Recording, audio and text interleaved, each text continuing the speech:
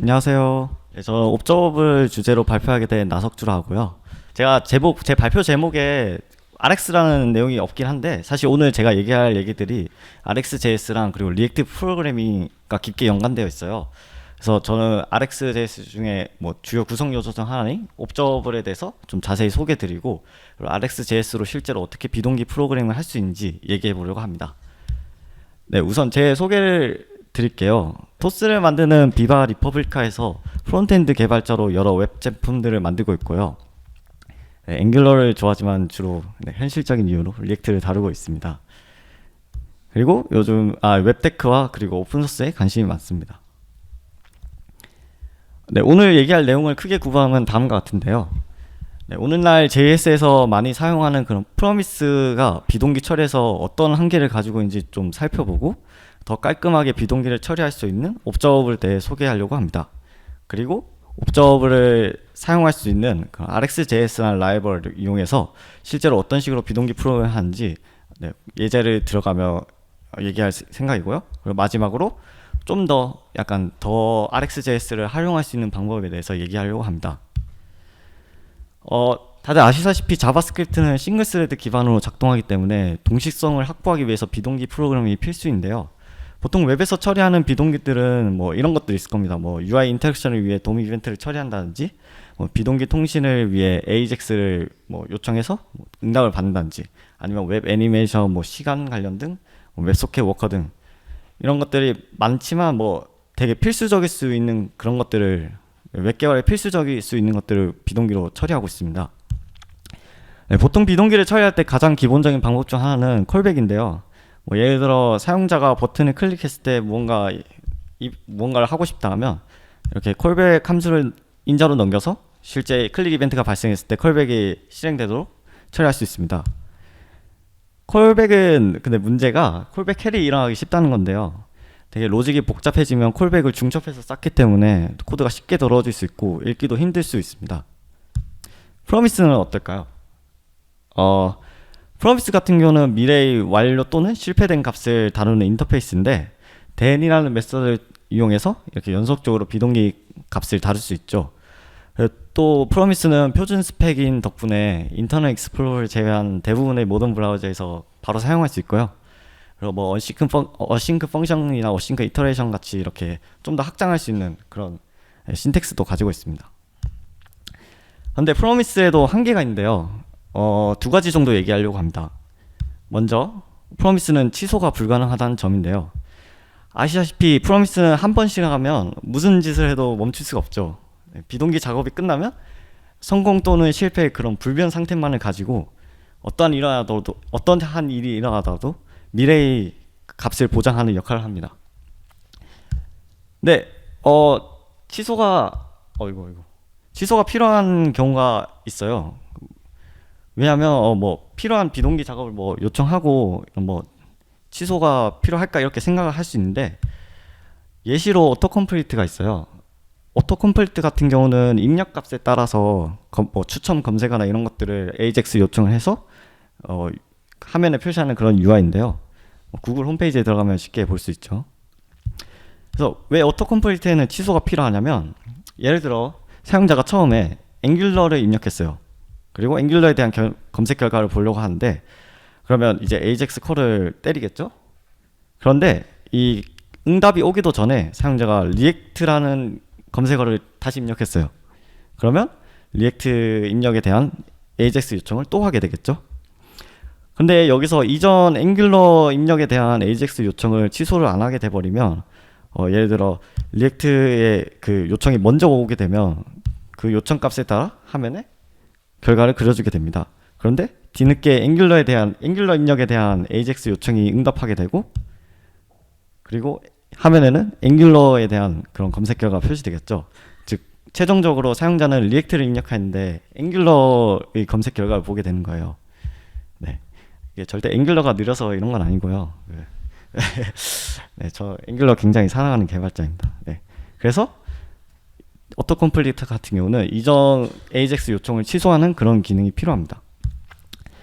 뭐 오토컴플리트 외에도 뭐 라우트 변경이나 뭐 임프레션, 사용자가 원할 때 등 되게 취소가 필요한 경우는 많습니다. 단지 우리가 놓칠 수 있는 것뿐이죠. 다음으로는 프로미스는 단일 값을 다룬다는 점인데요. 웹에서 주로 다루는 비동기들은 뭐 다음과 같은 것들이 있습니다. 앞에서 소개했다시피. 근데 문제는 여기서 AJAX는 프로미스로 처리하기 되게 뭐 편하긴 한데, 왜냐면 한 개의 값이기 때문에. 근데 뭐 돔 이벤트나 뭐 애니메이션 시퀀스에 따라 여러 개의 이벤트가 발생한다, 뭐 이런 것들은 전부 다 여러 개의 값을 다루죠. 네. 그래서 웹에서 다루는 대부분의 비동기는 값이 여러 개이고, 근데 프로미스는 단일 값을 다루고 취소가 불가능합니다. 콜백은 뭐 여러 값을 다룰 수 있는데 로직이 복잡해지면 쉽게 코드가 더러워진다는 단점이 있죠. 그러면 무엇을 사용해야 할까요? 네, 그게 오늘 소개할 옵저버블이라는 인터페이스고요. 옵저버블은 비동기로 발생하는 여러 데이터를 다루는 인터페이스입니다. 이벤트 스트림으로 이해하시면 편하고요. 또한 취소가 가능하고, 조금 싱크가 늦네요. 네. 비동기 흐름을 쉽게 읽을 수 있다는 장점이 있습니다. 네, 간단하게 옵저버블에 대해서 살펴보도록 하겠습니다. 옵저버블은 그 비동기 값을 받기 위해 구독이라는 개념을 사용하는데요. 네, 이런 옵저버블 객체가 있으면 여기에 subscribe라는 메소드가 있어요. 이 subscribe에 옵저버라는 녀석을 등록해서 이벤트를 구독하는 형태인데요. 이 옵저버는 각각 next, error, complete 3개의 프로퍼티를 가집니다.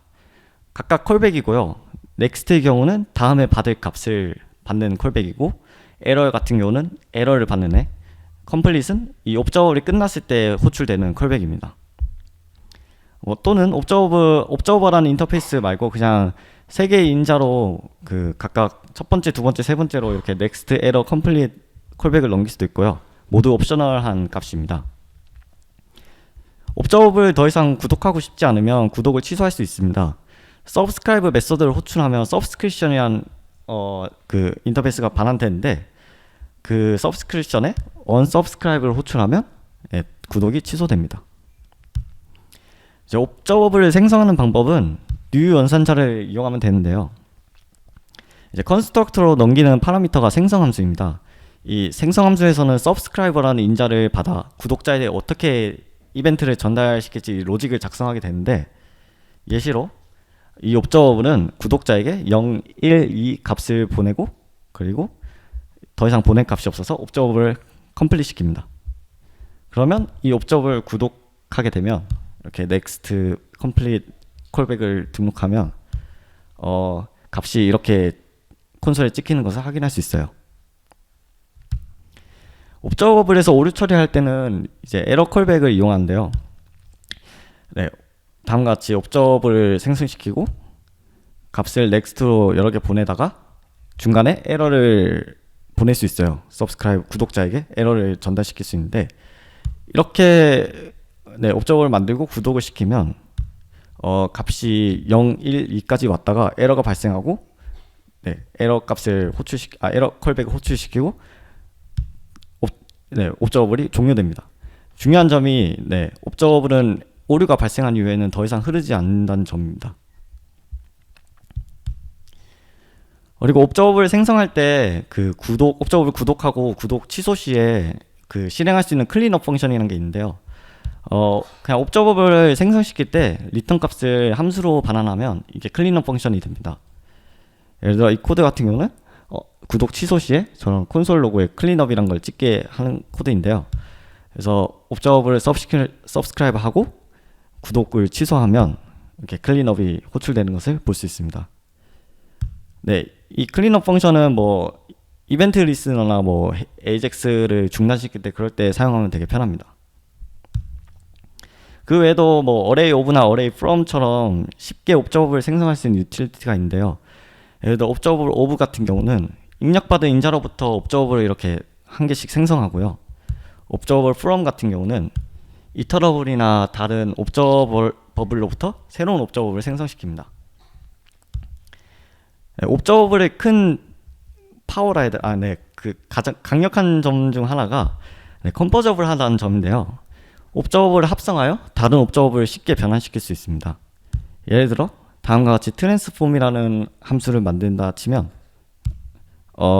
이전 옵저버블을 받아서 새로운 옵저버블을 생성시키고 그 새로운 옵저버블의 구독자들에게 이전 옵저버블에서 받은 값들을 다르게 변환시켜주는 이런 코드를 짤 수 있는데요.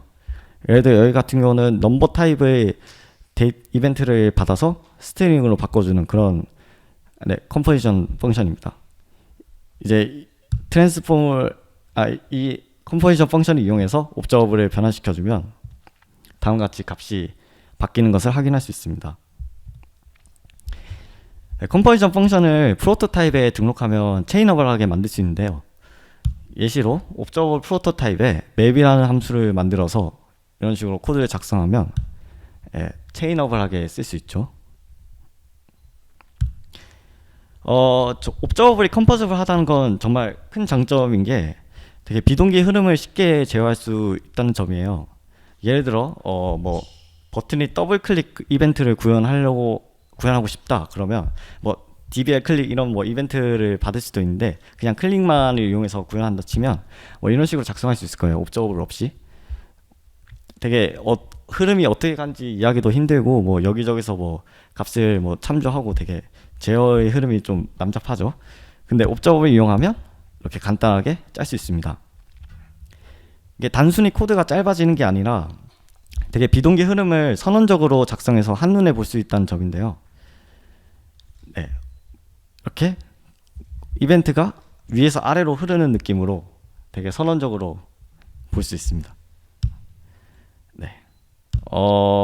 네, 그래서 여기까지 옵저버블에 대해서 생각보다 되게 빨리 알아봤는데 사실 지금 사용할 수 있는지 묻는다면 뭐 프로미스나 그런 것처럼 모던 브라우저에서 바로 쓸 수 있냐고 물었다면 안타깝게도 아직 옵저버블은 그 스펙이 드래프트 상태이고요.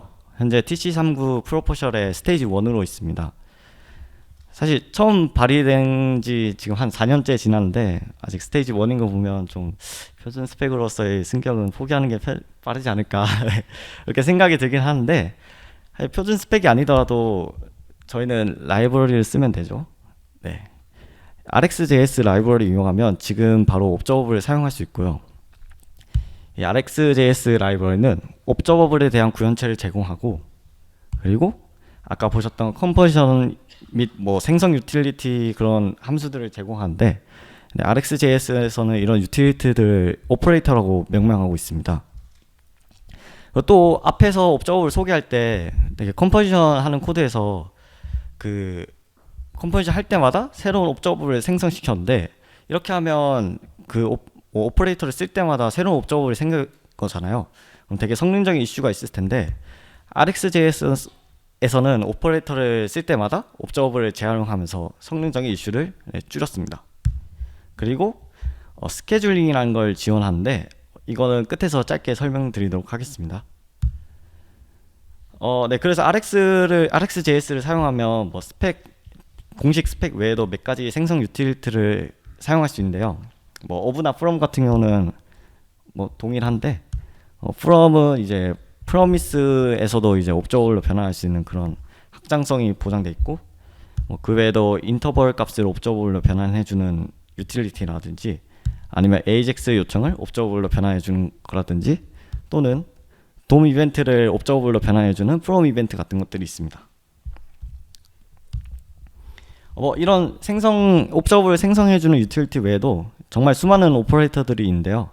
뭐 맵이나 뭐 필터, 버퍼, 플랫맵, 머리지맵, 뭐 스위치맵, 익서스트 맵인가? 네, 발음이 뭔지 모르겠는데 하여튼 익서스트 맵, 뭐 트로틀 타임, 디바운스 타임, 테이크 언틸 뭐 이런 것들 정말 많아요.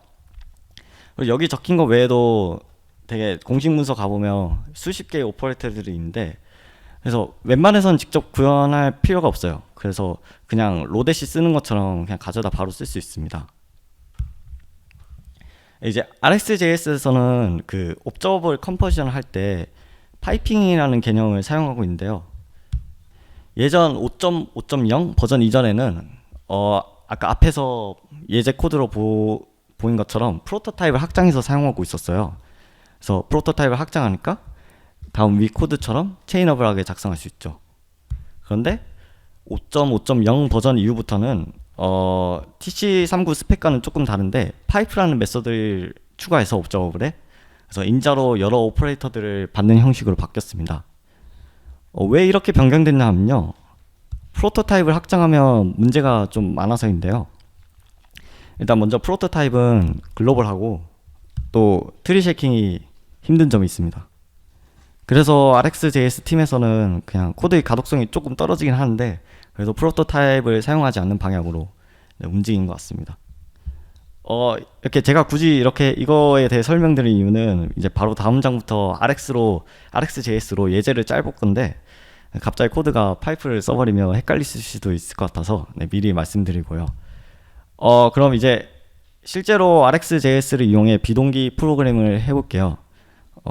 약간 프로덕트에서 실제로 쓸 수 있을 만한 그런 코드를 짜볼 건데 예제로 오토컴플리트를 짜보겠습니다. 네. 먼저 UI 스펙을 정의해보면 첫 번째로 입력값이 바뀌면 검색 결과를 AJAX로 불러와 결과를 화면에 표시한다. 두 번째, 입력값은 150ms 간격으로 디반스 처리한다. 세 번째, 입력값이 바뀌면 이전 AJAX 요청은 취소시킨다. 네, 이렇게 이 정도로 정리할 수 있는데 RxJS로 한번 짜보도록 하겠습니다. 네, 이게 끝이에요.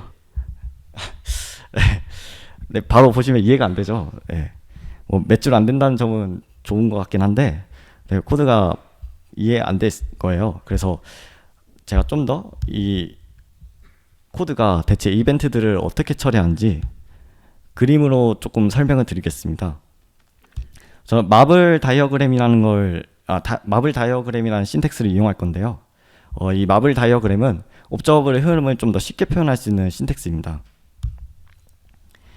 정의와 기호들을 살펴보면 먼저 시간축은 이렇게 하살표처럼 그리고요. 이제 왼쪽에서 오른쪽으로 갈수록 시간이 흐르는 형태죠.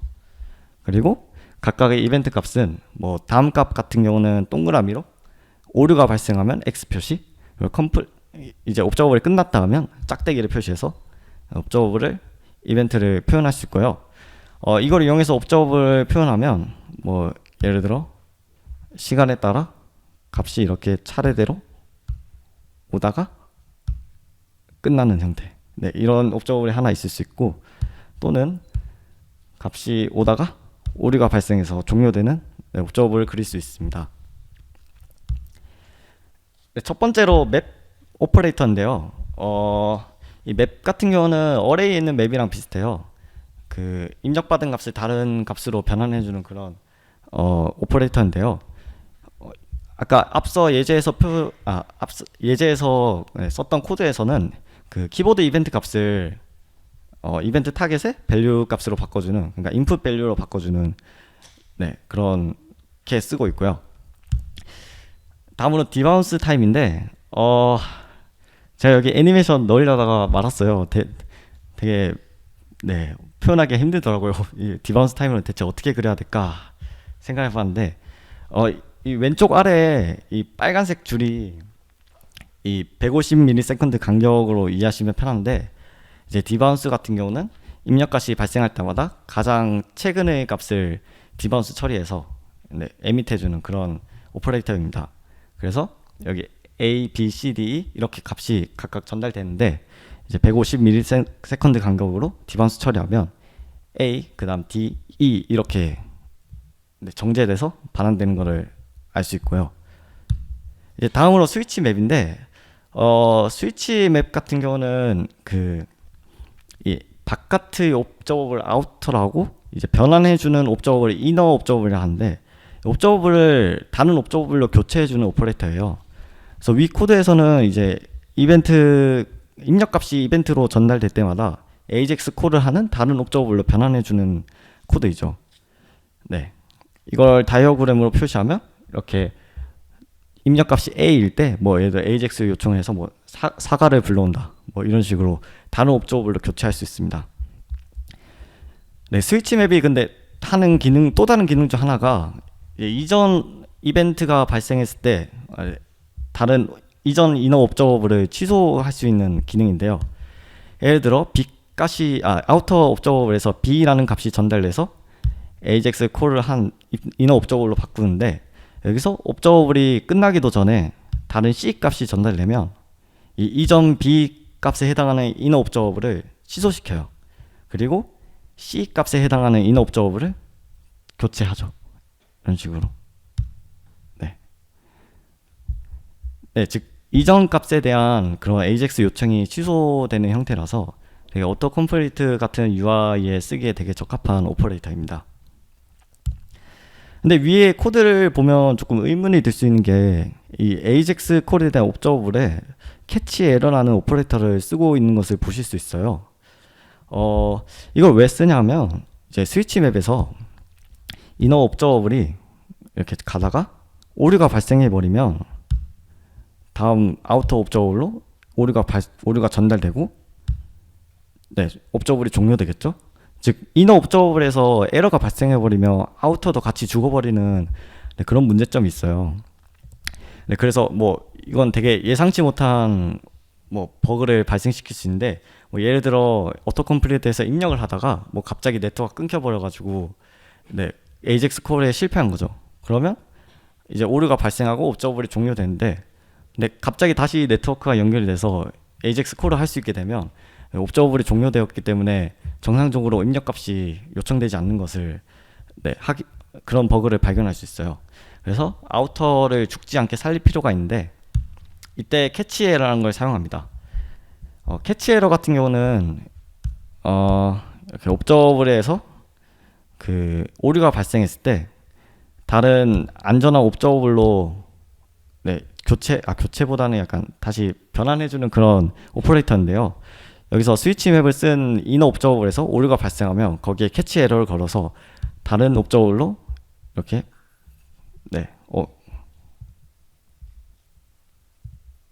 네, 변환할 수 있습니다.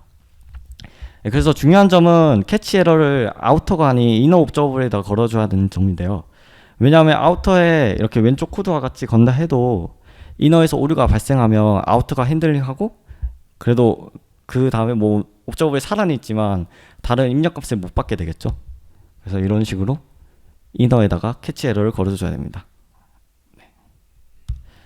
네, 그래서 조금 약간, 네, 복잡할 수 있어요. 네, 이게 RX라는 개념을 되게 어떤 식으로 설명해야 되나 되게 고민을 많이 했는데, 그래도 그림이 제일 좋을 것 같아서 이렇게 표시를 해봤는데, 아까 앞서 짠 그 오토 컴플리트 코드를 이제 이벤트 흐름이 어떻게 흐르는지 좀 더 그림으로 표시하면, 네, 이렇게 그릴 수 있을 것 같아요. 네. 이제 이거 예제를 구현한 영상인데요. 이제 보시다시피 입력을 하고 AJAX 콜을 하는데, 이전 디바운스 처리되고 이전 AJAX 요청이 이렇게 취소되는 것을 확인하실 수 있습니다. 네, 예제 코드는 여기 다음 GitHub 리포지터리에 올렸으니까 혹시 참고하실 분들은 URL 타고 들어가시면 될 것 같아요. 네, 이제 RxJS에 대해서 어느 정도 살펴보았는데, 사실 뭐 코드를 보면서 뭐 비동기 코드를 좀 더 깔끔하게 짤 수 있다는 걸 알 것 같아요. 근데 저는 여기서 말씀드리고 싶은 게, 왜 프론트엔드 개발에서 이 옵저버블이 중요할까? 비동기 코드를 작성할 때 옵저버블 사용은 왜 좋을까? 뭐 그런 이유에 대해서 설명드리고 싶은데요. 보통 프로그램이 외부와 뭐 통신할 때 두 가지 시나리오가 있습니다. 풀이랑 푸시가 있는데, 먼저 풀 같은 경우는 외부에 명령하여, 네, 좀 싱크가 걸린, 네, 외부에 명령하여 응답받고 처리하는 형식이고요. 값을 계속 가지고 오기 위해서는 계속해서 호출해야 됩니다. 예를 들어 함수를 호출해 뭐 리턴 값을 받는다든지, 또는 이터러블을 이터레이트 하면서 데이터를 뭐 여러 개 가져온다든지, 그런 이터레이션이 풀에 해당되고요. 푸시는 반대로 외부의 응답이 오면 그때 반응하여 처리하는 시나리오인데요. 값을 가지고 오기 위해서는 구독을 하고, 뭐 예를 들어 도움 이벤트를 받기 위해 콜백을 등록하거나 옵저버블을 등록해서, 네, 이벤트를 받아오는 그런 옵저베이션에 해당됩니다. 이 두 가지 시나리오를 그림으로 살펴보면, 일단 프로그램과 그 주위의 외부 환경이 이렇게 있는데, 여기서 풀의 경우는 뭐 IO나 파일, 뭐 스토리지 등으로부터 값을 이렇게 당겨옵니다. 예를 들어 파일을 읽을 때 정해진 청크 사이즈만큼 이렇게 데이터를 한 번씩 불러오잖아요. 호출할 때마다. 그리고 다음 데이터를 읽기 위해서는 다시 한 번 더 호출하고. 즉 이터레이션을 하는 거죠. 그와 반대로 푸시는 마우스 이벤트랑 뭐 키보드 이벤트, 뭐 이런 UI 인터랙션이나 뭐 소켓 등 값을 기다리고 있다가 구독해서 기다리고 있다가 외부에서 프로그램으로 값을 푸시해주면 그때 값을 처리하죠. 즉 옵저베이션에 해당되는데 사실 웹에서 처리하는 대부분의 비동기들 뭐 도움 이벤트나 애니메이션 뭐 시간 관련된 것들 소켓 등은 푸시 모델에 적합하죠. 왜냐하면 언제 값이 올지 모르기 때문에 구독해놨다가 그때 값이 오면 처리하는 형식이기 때문이죠. 그래서 이 푸시 모델을 처리하는데 되게 옵저버블이 좋은 모델이에요. 옵저버블이 푸시 형태의 비동기를 처리하는데 되게 특화돼 있고, 그래서 여러분들이 이렇게 프론트엔드 개발할 때 비동기를 처리할 때 옵저버블을 택하면 되게 좋은 선택이 될 수 있지 않을까, 이런 말씀을 드리고 싶었고요. 사실 이런 푸시 형태의 비동기를 풀 형태로 강제로 변환시킬 수도 있어요. 뭐 예를 들어 도움 이벤트를 어싱크 이터레이터를 이용해서 뭐 for await of로 이렇게 한 개씩 가져오는 식으로 바꿀 수 있는데, 그렇게 되면 이제 언제 이벤트가 발생할지 모르잖아요. 그래서 그것들을 미리 저장해 두기 위해 뭐 그런 것들 백프레셔를 해결한다는데, 그런 걸 위해서 뭐 다른 메모리를 할당시키고 가면 되게 메모리 부담이 커지는 뭐 그런 트레이드 오프가 꽤 발생해요. 그래서 뭐 리덕스 사가 같은 그런 되게 푸시를 효율적으로 풀로 바꿀 수 있는 라이브러리를 사용하지 않는 이상 옵저버블이 좀 더 좋은 선택이 될 수 있다고 생각합니다. 네, 결론을 말씀드릴게요. 이때까지 살펴본 내용을 좀 정리하면 먼저 옵저버블은 비동기로 발생하는 여러 개의 데이터를 처리하는 인터페이스고 프로미스와 달리 취소가 가능합니다. 그리고 옵저버블은 컨버전이 가능해 비동기 흐름을 되게 선언적으로 작성할 수 있는 장점이 있고요. 옵저버블은 푸시 형태의 비동기 처리에 적합한 모델이고, 웹의 비동기 대부분이 푸시 형태이기 때문에 비동기 처리에 있어서 옵저버블을 선택하면 좋은 선택이 될 수 있습니다. 하지만 세상에 가장 뭐 은총은 없죠. 옵저버블을 이용해서 RxJS로 프로그래밍을 하면 단점도 있는데, 일단 첫 번째로 러닝 커브가 꽤 있어요. 이게 저희가 익숙한 그런 인터랙티브한 프로그래밍 방식과 다르게 옵저버블을 이용하면 외부의 자극이 올 때 그런 반응하는 프로그램을 만들다 보니까 조금 다른 방식으로 프로그래밍을 해야 하는데요. 이 점이 좀 익숙하지 않으면 초기에 러닝 커브가 좀 있는 편입니다. 그 외에도 디버깅이 조금 불편하고요. 앞서 말씀드렸는데 옵저버블이 처음 프로포저를 발휘한 이후로 4년째 스테이지 1에 머물고 있어요.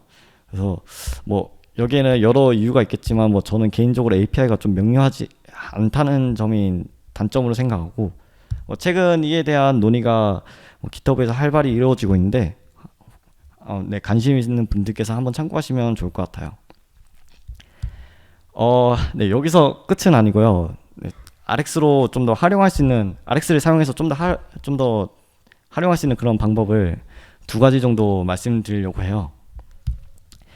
네, 첫 번째로 아까 짧게 넘어갔는데 RxJS 스케줄러를 이용해서 애니메이션을 처리할 수 있어요. 네, RxJS에서 스케줄러란 그 옵저버블로 언제 구독이 시작되고 언제 값이 전달될지 그런 타이밍을 계산해주는 녀석인데, 네, 그래서 그 기본값으로 스케줄러는 지정되어 있지 않고요. 이 스케줄러 중에 애니메이션 프레임 스케줄러라는 게 있어요. 이 스케줄러는 다음 리퀘스트 애니메이션 프레임에 값이 전달되는 스케줄러이고요. 이것을 이용하면 애니메이션 처리하는 데 도움이 됩니다. 네, 예시를 짧게 들어볼게요. 위에 타임 일랩스트의 함수의 경우 이 애니메이션 프레임 스케줄러로 무한대의 값을 레인지를 이용해서 무한대의 값을 생성하는데, 이제 스케줄러를 이용해서 처음 시작했을 때와 시간이 흘렀을 때 그 값 차이를 이용해서 얼마만큼의 시간이 흘렀는지 옵저버블로 반환해주는 그런 유틸리티입니다. 여기서 디퍼 같은 경우는 그냥 팩토리로 생각하시면 편해요. 이 옵저버블이 서브스크라이브 되는 시점부터 이벤트가 흐를 수 있도록 지연시켜주는 그런 유틸리티고요. 그래서 이 타임 일랩스들을 이용해 지정된 시간만큼 예를 들어 밀리세컨드라는 값을 받아서 이 지난 시간에 나누면 얼마만큼 그 0에서 1까지의 그 값을 구할 수 있겠죠. 그래서 take y를 써서 타이밍이 1까지만 받게 하면 이제 지정된 시간만큼 0에서 1까지 값을 반환되도록 할 수 있습니다. 그러면 이걸 이용하면 애니메이션을 처리할 수 있겠죠. 예시로 스크롤 애니메이션을 하는 코드를 가져왔는데요. 현재 스크롤 포지션에서 이동할 스크롤 포지션으로 부드럽게 이동시키는 코드입니다. 스타트 오프셋을 받아서 그리고 디스턴트 포지션과 같이 받아서 그래서 이제 시작 지점부터 디스턴트까지 이동시키는 스크롤 시키는 그런 코드인데요. 아까 짠 듀레이션 펑션을 이용해서 예를 들어 500ms 동안 1000픽셀 위치로 easy now 스크롤 시키고 싶다 하면 맵 펑션을 이용해서 뭐 이징 함수들 뭐 easy now 뭐 이런 것들도 있고 뭐 다른 여러 가지 있잖아요. 그런 것들을 이용해서 약간 타이밍을 좀 계산하고 그리고 거기에 디스턴스를 곱하고 스크롤 시키면 부드럽게 스크롤 시킬 수 있습니다. 그리고 이게 또 좋은 점이 take until 같은 오퍼레이터를 사용하면 중간에 애니메이션을 취소시킬 수 있는데요. 이 경우에는 스크롤 하는 동안 마우스 힐이 이벤트가 들어오면 애니메이션을 중단시킵니다. 네, 이걸 하면 좋은 점은 예를 들어 웹에서 이제 강제로 뭐 스크롤 시키는 그런 기능들이 많잖아요. UX가 많잖아요. 근데 그동안 마우스 힐을 해서 뭐 약간 취소시키고 싶은 경우가 생기잖아요. 막 예를 들어 3초 동안 스크롤 시킨다 하면 3초 동안 계속 기다려야 되는데 뭐 그런 경우에는 되게 마우스 힐을 받아서 취소시키면 네, 되게 좀 더 나은 UX를 제공할 수 있겠죠.